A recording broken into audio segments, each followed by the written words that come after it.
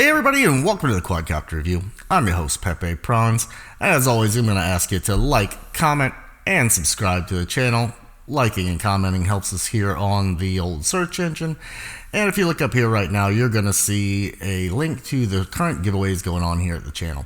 So today we've got the Beta 85X, and this is the non-HD version and the fixed version. So yes, we know there was some ESC problems before, but this is the fixed version. They've changed the labeling to say not to use 4S. You only want to use 3S on these.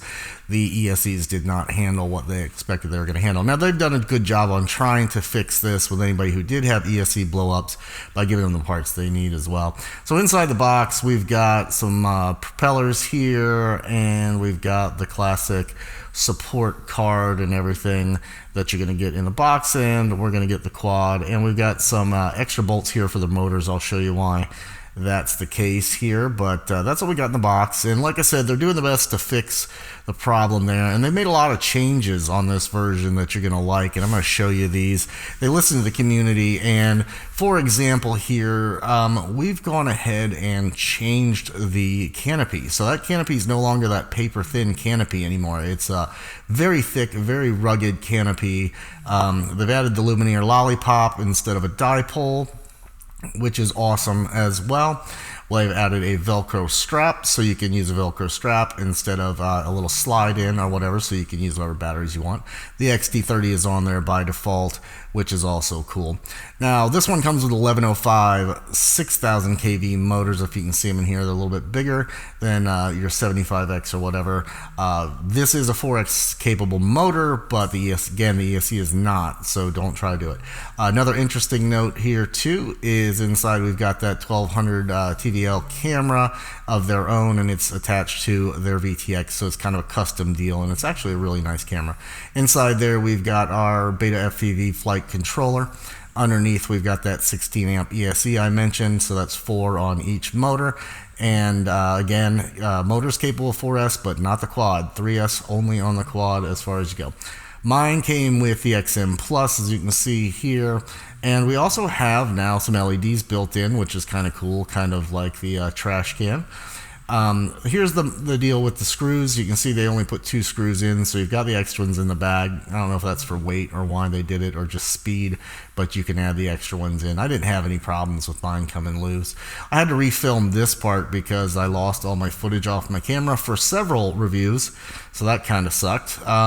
Also, this, as we've asked, we now have an adjustable camera in there, so you can actually take the canopy off, adjust the screws, and adjust the angle of the camera. So that is also, community requested and BetaFPV listening. So they've done a good job listening on this quad. I mean, it's almost foolproof. But like I said, no 4S, only 3S. We're still trying to get a little board that can handle 4S.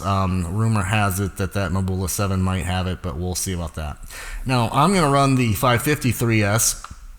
It's a bit of a heavy battery. You might want to try something else. This is one of my favorite batteries because it has the XT30 and the JSD connector on it, so I can kind of swap around with any types of micros I have. I used to have some with that JST, so it's nice to have that.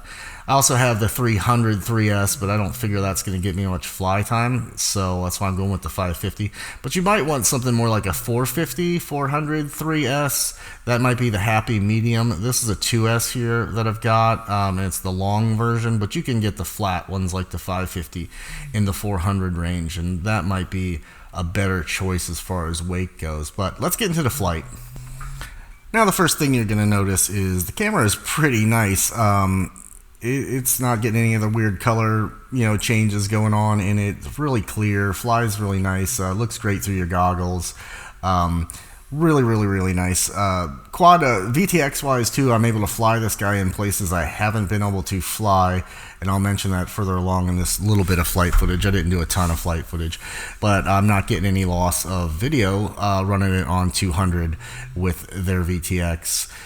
Pretty powerful. I'm a little bit of weight, but I'm not having any weight issues where it's making me hit the ground. But I believe it's probably affecting a little bit of speed in it, but fairly quick, very nimble. Once we get into just throwing a couple little flips and stuff in here, you'll see PIDs need to be adjusted a little bit there for over flipping, but flips nice, rolls nice. Didn't do a lot of trickery in this because, again, I'd lost all my footage, so this has been on my desk too long to spend too much time redoing all the flight footage, but pretty nice. I'm liking it. Another great job by BetaFPV. You'll see no yaw washouts at all. I'm not having any of the yaw washouts on this guy, and that was always a concern. And this is a props out setup, so it's not having the problems that we had with the other prop out, quads that BetaFPV put out. But flies great, I think, unless you crash it into the wall like that. But there's a shining example of that new canopy I was talking about. Normally, if I would have done that, that canopy would be shot. It would have broke immediately. And a couple crashes I had in this would have broke that canopy for absolute sure. And not even a dent, and not even the old issue with the BetaFPV canopies where the paint would fall off, kind of like old RC cars with that thin plastic that you'd paint them up real nice and make one bump and the paint would fall off. That's what their old canopies did. We don't have that issue anymore. And the frame is strong as hell too, and it's made it just fine. So everything seems to be working great on this guy, and I would recommend it. Don't forget to look for the links below for this quad or any of the parts if you're interested in them. And happy flying, guys. Hey guys, thanks for stopping by and checking out the Quadcopter review. If you want to see more interesting reviews on FPV related stuff, take a look up here in the old right corner right there.